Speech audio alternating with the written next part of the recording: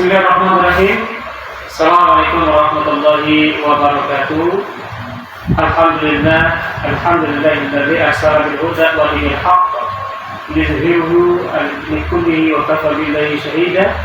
Asyhadu an la ilaha illallah wa asyhadu anna Muhammadan 'abduhu wa rasuluhu la nabiyya ba'dah. Qala Allah ta'ala fil Qur'an, la in syakartum la azidannakum wa in kafartum inna 'adzabi syadid. Halo guys, berjumpa lagi bersama saya Kang Samin di dalam channel ARB.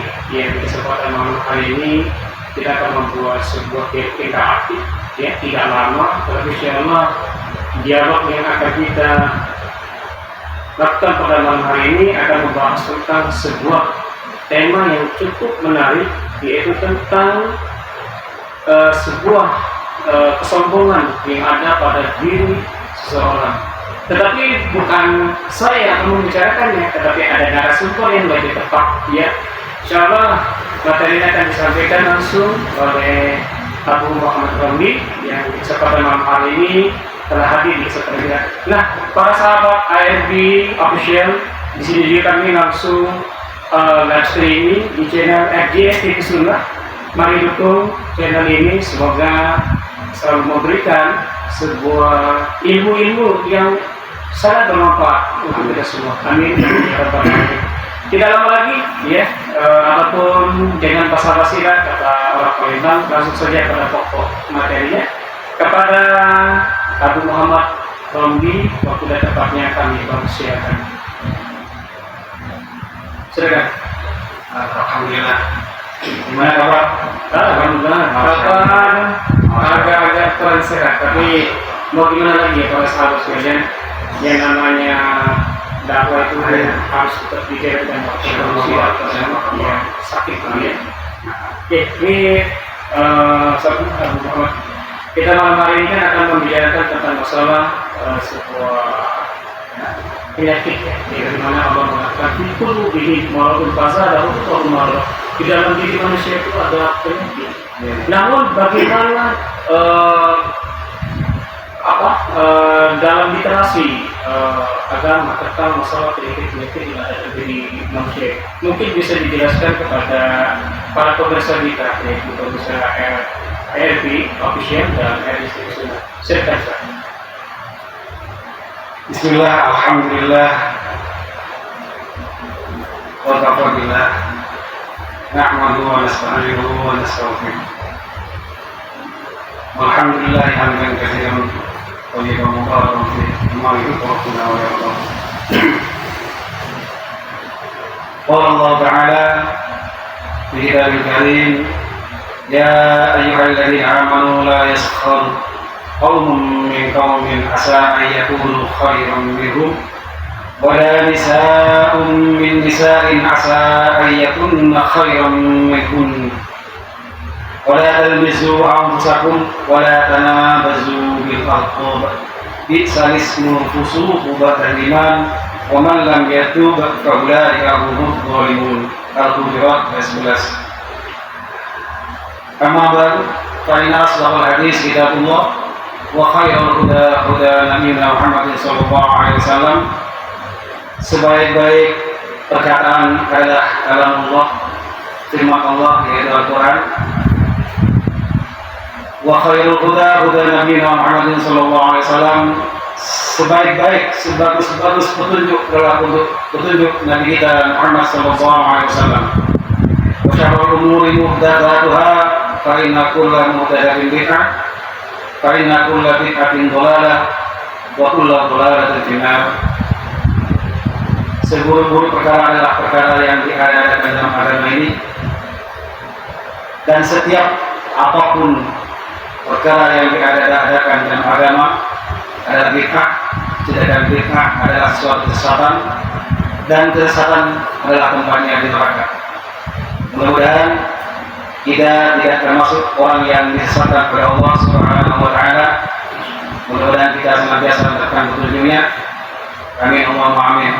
Salawat dan salam semoga tetap tercurahkan kepada baginda kita Nabi Muhammad SAW, dan juga kepada kerabat keluarganya, sahabat-sahabatnya, dan juga para pengikutnya yang setia meniti jalan beliau ila yaumil qiyamah, sampai yaumil qiyamah. Para jamaah pemirsa yang dirahmati Allah, mudah-mudahan insyaallah bahwasanya Allah telah menerangkan bahwa apabila seseorang itu telah dikehendaki oleh Allah untuk mendapatkan hidayah, maka itu tentunya orang tersebut memang pantas mendapatkan hidayah. Perkataan ini adalah kami ambil dari firman Allah Subhanahu wa taala, di mana Allah berfirman dalam surat Al-Kahfi ayat ke-17, di mana Allah berfirman, "May yahdihillahu fahuwal muhtad." Barang siapa yang diberi hidayah oleh Allah, fahuwal muhtad, maka dia memang sepantasnya mendapatkan hidayah. Wa may yudlil falan tajid lahu waliyyan mursyida.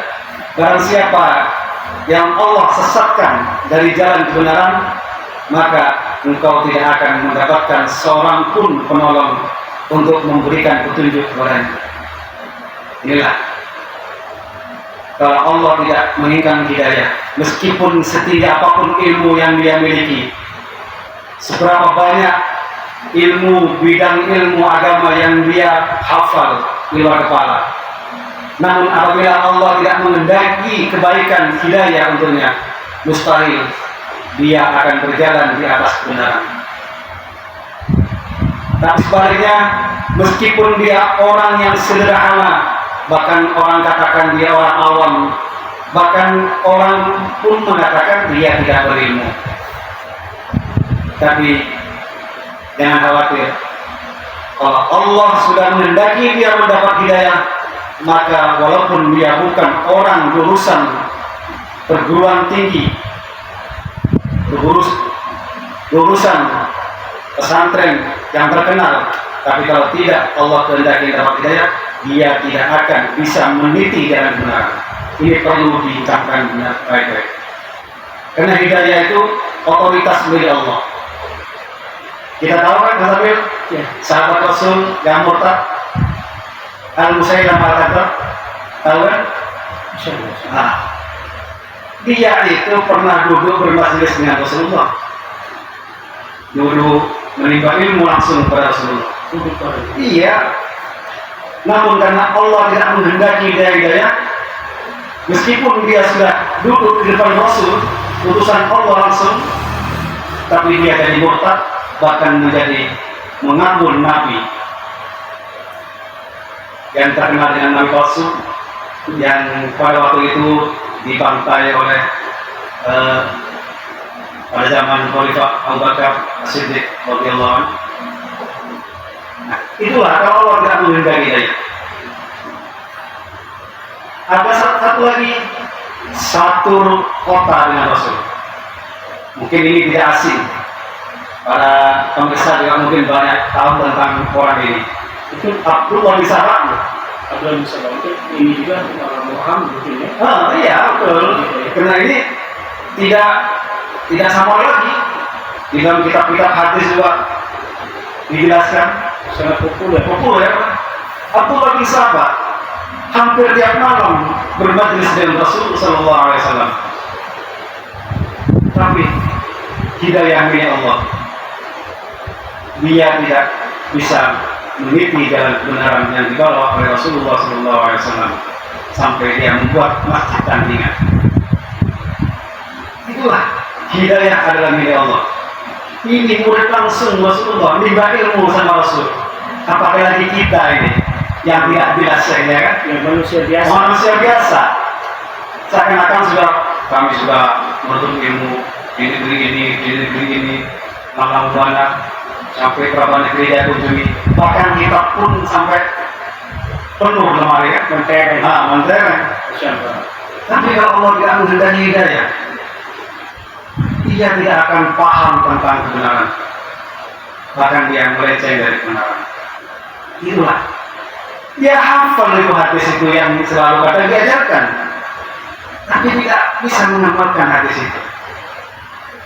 Bahkan dalam Al-Quran juga disebutkan bahwa di dalam surat Al-Asr, wal asr innal insana lafi khusr, demi waktu, demi masa, asar ini waktu yang pendek, sesungguhnya manusia itu benar-benar dalam kerugian. Mereka hafal, bahkan anak kecil pun hafal, maknanya juga hafal ya. Tapi kalau illal ladzina amanu wa 'amilus sholihati wa tawassaw bil haqq wa tawassaw bis sabr.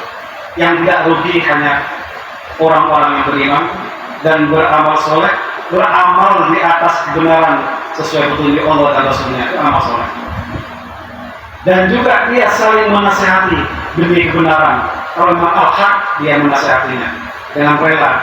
Ada kawan saudara kita seorang muslim tergelincir dalam kesalahan, dia pergi mendatanginya dengan tatap muka berempat mata, nasihati dengan baik. Watawasau bis sabr, yang terakhir saling menasihati dalam hal-hal kesabaran. Apabila ditimpa musibah kawan kita nasihati sabar. Innama yuwaffas sabirun, kata Allah di Al-Isra. Hanya orang-orang yang sabar yang akan mendapatkan pahala tanpa batas. Tapi kenyataannya mereka sudah hafal. Bahkan tafsirnya juga, jangankan tafsir Mufassir, Imam As-Sa'di, Imam Ibn Abbas radhiyallahu anhu, hafal dia tahu, tapi tidak bisa mengamalkan ayat ini. Tidak mampu menasihati saudara yang tergelincir, tapi dia cuma berbicara di belakang, si fulan begini, si fulan begini, si fulan begini. Hanya mampu mengkoreksi orang. Iya, tapi menasihati dari mana? Padahal ayatnya jelas kan. Anak TK kan ada yang hafal itu, sampai artinya hafal.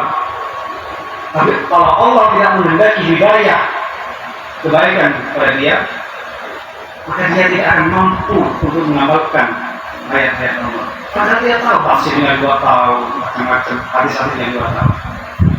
Satu lagi, nah, pertanyaan Bang Sami mungkin ya, tentang kesombongan kan, ya, penyakit hati ya. Gimana sih yang dimaksud penyakit hati itu menurut kriteria syariat dalam syariat Islam gitu kan yang maksudnya? Nah, kita coba lihat sabda Rasul sallallahu alaihi wasallam, la yadkhulul jannata man kana fi qawlihi misqala dzarratin minal kibr. Tidak akan masuk surga orang yang ada dalam hatinya itu seberat biji darah. Ini barang yang ringan daripada sifat kesombongan, al-kibr, kesombongan. Dari hati sombong. Sahabat ini orang yang paham bahasa Arab, balik tanya sama Rasul, ya Rasul, gimana sih yang orang sombong itu? Apakah orang yang berpakaian mewah, berpenampilan yang mewah, gagah, atau berkendara yang baik, yang bagus, Mercy atau Mercedes-Benz atau Alfa, itu yang dikatakan sombong? Lah. Bukan itu ya Rasul. Al-kibru batarul haq wa ghamtun nas. Sombong itu adalah menolak kebenaran dan meremehkan orang lain. Itulah yang kriteria sombong yang sebenarnya. Dia tidak mau menerima kebenaran, karena kebenaran itu datangnya dari orang yang tidak jelas adanya. Dia menganggap dirinya sudah ilmunya tinggi, ya? Sudah hafal kitab, bermacam-macam kitab. Iya, dan ini memang selalu terjadi. Iya. Selalu terjadi dalam dunia dakwah. Kadang-kadang orang baru mau belajar, tetapi seringkali dijauhi kan? Karena menurut mereka orang-orang ini belum paham. Nah, seharusnya memang dunia dakwah itu apakah seperti itu, ya kan? Dan memang penyakit sombong ini sangat mematikan diri seseorang. Ya, karena diremehkan, meremehkan orang lain, ya, sehingga orang lain itu merasa ciut. Nah, tapi itulah sedikit kesombongan, sedikit dengan kesombongan, miskola darah, seberat biji darah, tidak akan masuk surga. Meskipun dia sudah beramal, tahajudnya sudah hajinya sudah berkali-kali, umrohnya juga sudah tak terhitung, ya. Tapi kalau punya sifat menolak kebenaran karena kebenaran itu dianggapnya datang dari orang yang tidak jelas. Pernah nggak dengar suatu riwayat Abu Hurairah ketemu dengan setannya, sehingga setan jadi Rasulullah ditugaskan untuk menjaga harta mal, kendaraan negara sama Rasul, terus dicuri sama orang, yang minta ampun, nanti lepaskan lagi. Terakhir dia mengatakan, jangan saya dibawa kepada Rasul. Maukah kamu asalkan jangan dibawa kepada Rasul, sadarkan kamu. Apabila kamu baca ini, kamu tidak akan didatangi oleh setan. Apa itu? Ayat kursi, ya? Ya, ya. Nah, ya, itu setan yang menyampaikan. Tapi kata Rasul, dia itu benar, walaupun dia itu selalu mendusta. Tapi kalau kebenaran tetap kebenaran, meskipun datangnya dari siapapun. Tapi kalau keburukan, kesesatan, meskipun datang dari orang-orang yang dianggap berilmu, ya tetap kesesatan. Walaupun tampilannya seperti saya, tidak pernah seperti itu. atau artinya sekarang ya mengenai orang-orang yang berdakwah, tapi seringkali menyinggung orang lain. Inilah. Oleh karena itu, hendaklah kami nasihati pada diri Anda sendiri, juga Kang Samil di sini, juga kepada pemirsa yang dapat menjangkau channel kami, berhati-hatilah bersikap. Jangan sampai dalam diri kita ini ada sedikit saja sifat-sifat al-kibr atau sombongan. Yang dimaksud sombong itu menolak kebenaran. Kamu siapa menasihati saya? Kenapa menolak? Kamu ini orang mana? Lulusan mana kamu? Ngaji di mana? Itu meremehkan, kan? Itu aslinya orang sombong. Aslinya seperti itu. Aslinya sombong. Bukan gagal begini, mau naik mobil, pamer mobil, bukan. Asli kesombongan itu adalah seperti itu. Meremehkan orang lain dan menolak kebenaran, karena kebenaran itu bukan datangnya orang-orang yang dianggap berilmu. Itulah yang sombong. Coba kita lihat, ini kita bahas semua ini datangnya dari Al-Quran dan Sunnah. Kita buka surat Al-Hujurat, di mana Allah Subhanahu Wa Taala berfirman dalam surat Al-Hujurat, kata Allah, "A'udzubillahi minasyaitonirrajim. Ya ayyuhalladzina amanu la yaskhar qaumun min qaumin asa an yakunu khairan minhum. Wala nisa'un min nisa'in asa an yakunna khairan minkunna."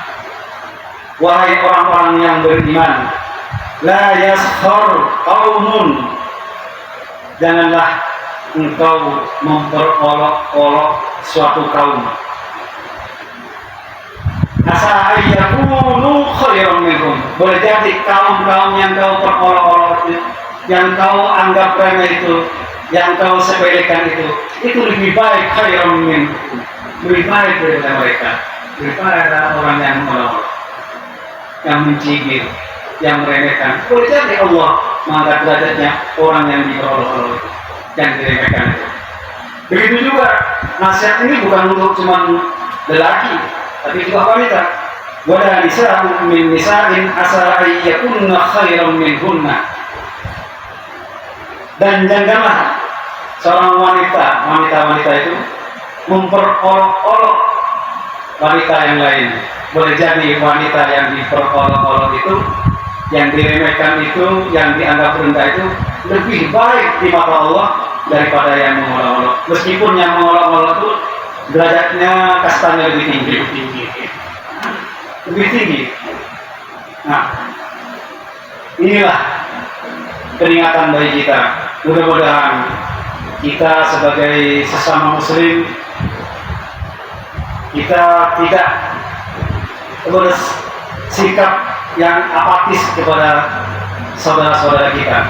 Kalau memang saudara-saudara kita itu ada kesalahan, baik kecil besar, baik tabayun, datang empat mata, itulah yang dibimbing oleh Rasulullah kan?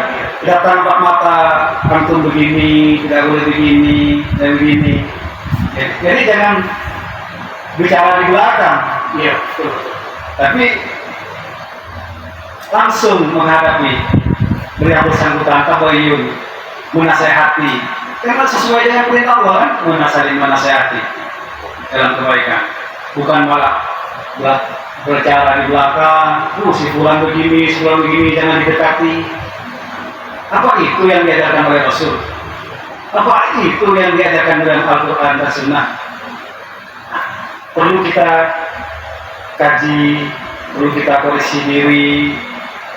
Apa yang kita dapati, ilmu yang kita dapati, ayo minta kepada Allah agar kita bisa senantiasa istiqomah dengan kebenaran, bukan malah mencari-cari kesalahan orang lain, kawan kita yang ini yang dianggap tidak berpendidikan.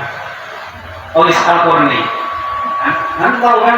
Olis Al-Qarni ini ingin belajar dari Rasul tapi tidak sempat ketemu dengan Rasul.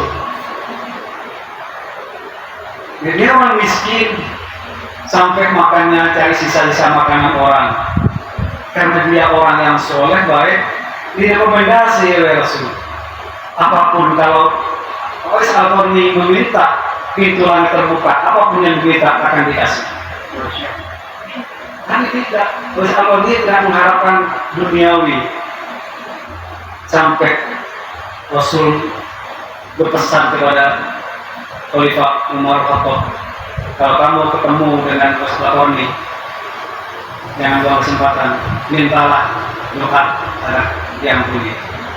Dicari tiap jamaah yang datang dari Yaman untuk haji, ditanya apa ada Olis Al-Qarni? Padahal dia orang desa, orang tidak berpendidikan, tidak bermajelis, tapi karena dia soleh di hadapan Allah yang mulia. Bahkan Rasul merekomendasi kalau seandainya Olis Al-Qarni minta kepada Allah, apapun yang diminta, ketika itu akan dikasih oleh Allah. Tapi Olis Al-Qarni tidak sombong, tetap merendah sampai dicari-cari orang. Tapi dia tidak mau dianggap terkenal, sampai meninggal pun tidak dikenal orang. Tapi sekarang sejarahnya abadi, dikenal di banyak orang Islam. Nah, itulah kita harus benar-benar minta kepada Allah. Makanya kalau sholat 5 waktu, bacaan ihdinas siratal mustaqim selalu baca, karena kita ini betul-betul hidayah dari Allah. Meskipun orang yang berilmu tinggi, kalau kita mendapat petunjuk, dia akan tergelincir kepada jalan kemungkaran, keburukan, kesesatan. Nah, itulah yang dinamakan sifat-sifat hati yang sangat ditakutkan oleh Rasul, bahkan diancam tidak akan masuk surga. Itulah hakikatnya yang dinamakan sombong. Jadi secara definisi, secara gamblang adalah sifat sombong itu adalah orang yang menolak suatu kebenaran. Betul. Wah, ini bahaya di para sahabat FB publishing dan industri sunnah ya. Sebanyak apapun kita beribadah, sebanyak apapun kita belajar dengan para ustaz ataupun dengan siapapun kita belajar, tetapi kalau kita memiliki rasa sombong, memang ini suatu hal yang memang cukup mengancam pada diri pribadi diri seorang itu ya sebenarnya. Karena menganggap orang lain tidak memiliki ilmu dan dialah yang di atas segala-galanya. Dan inilah yang mungkin dapat memecah belah dakwah apapun gitu. Tapi selagi kita masih bisa belajar, para sahabat sekalian, ayo kita menimba ilmu agama ini dengan takwa, ya, dengan sempurna. Karena Allah kan mengatakan ya ayyuhallazina amanu ukhsiru taqwa.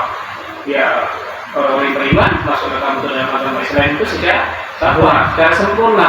Jangan nanti sempurna akhirnya miring. Dan ketika ada goncangan di sana sini kita tidak sebagai filter. Kenapa para sahabat sekalian di dalam diri kita ini ada yang namanya filtering. Karena di dunia rupiah itu jin korin itu tidak bisa kita perintah untuk duduk sebagaimana jin korin yang ada pada diri Rasulullah. Nah, jin korin yang ada pada diri kita ini itu yang seringkali membisikkan hati-hati itu sehingga menjadi kosong, menjadi keras. Dia tidak bisa menerima sesuatu dari orang lain. Nah, ini sangat berbahaya.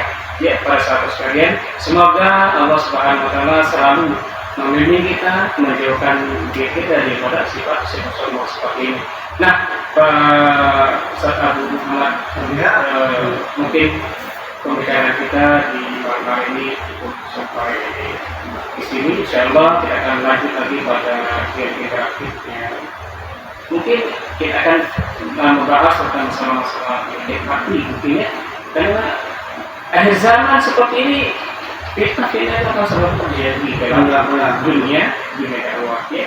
Jadi kami berpesan para sahabat sekalian untuk tetap selalu menggigit sunnah ini dengan gigit kedatangan kalian jangan sampai dilepas, karena itulah yang akan menyelamatkan diri kita. Nah, kami secara pribadi bukan menggurui, tetapi ya tadi ya dikatakan wal asri dan di sana al-kursi ya menasihati meninggalkan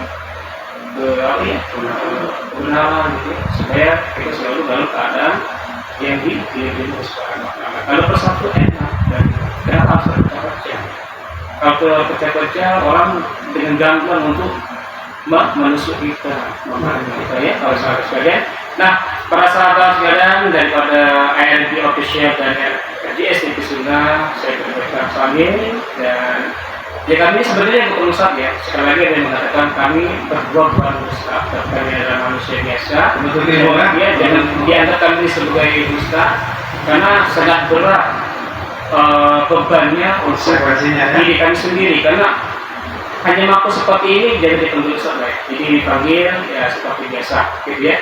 Jadi jangan terlalu diistimewakan bahwasanya channel ARB ini isinya ustaz tidak. Kami ini adalah manusia biasa, sekali lagi manusia biasa yang bertiga ini walau ayat sampaikan satu kebenaran walaupun sedikit. Tapi ayat ini memang kita pahami, kita selami, bukan sekedar kita menyampaikan lain, tapi kita paham dengan isinya kan. Jadi kita sama-sama belajar. Ya, mungkin itu saja para sahabat sekalian yang beriman yang dapat kami sampaikan di kesempatan malam hari.